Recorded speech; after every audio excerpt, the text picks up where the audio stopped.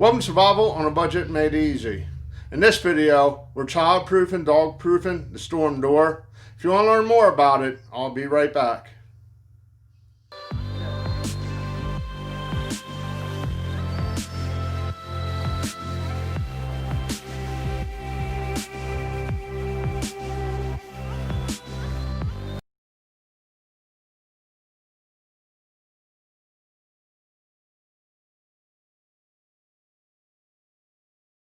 Okay, welcome back to Survival on a Budget Made Easy. Like I said, we're dog-proofing, child-proofing the storm door. Now, disclaimer, nothing in this world is 100% proof of anything. I know my hands are dirty. I've been working all day. But it adds an extra layer of security for you, your pet, your child, whoever is involved. But I accept no responsibility if something happens. In other words, watch your kids, watch your pets, watch yourself. But let's go ahead and get started. Now, as you can see, I added a hook and eye latch. The problem with this is I couldn't get to tighten right because this is hollow on the inside, so it really doesn't have much to bite into. To put this on, the only thing I did was screw a hole in it and just screw it in. They have a bunch of different sizes. You can get them for a couple bucks. First thing we got to do is finish drilling this hole the whole way through. Now, I can't tell you what size drill bit you're going to need. You're just going to need one to fit your bolt. Okay. Now I want to keep this kind of snug so it has something to grip onto and less chance of water going through it.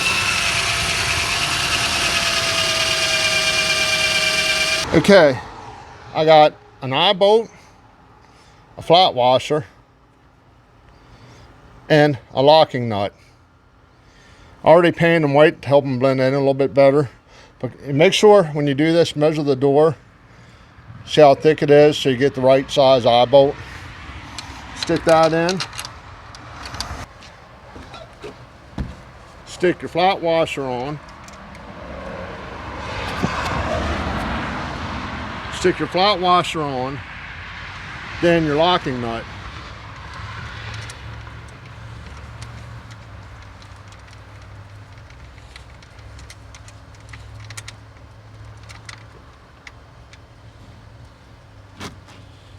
Okay, you're going to take a screwdriver or whatever you got, stick that through the hole to hold it with one hand. Then we're going to go ahead and tighten up a lock nut.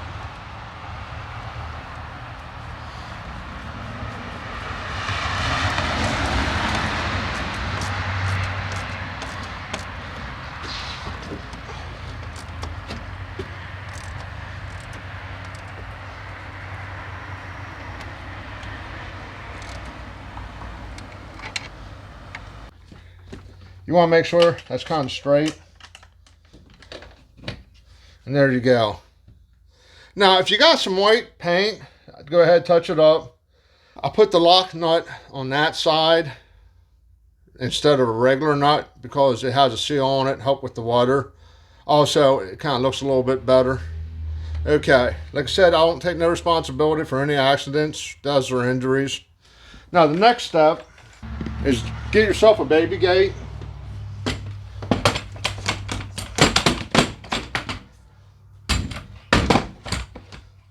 Put it in, fasten it up real nice and tight. Now, for me, this helps with Blue because he likes to look out the window. And if he jumps up and puts his paws up here, it ain't gonna hurt my window screen. And I don't have to worry about him running out and, after a squirrel or something. Okay, if you found this video at all helpful, do me a favor, give it a big thumbs up. Please hit that subscribe button in one of these corners. And as always, thank you for watching.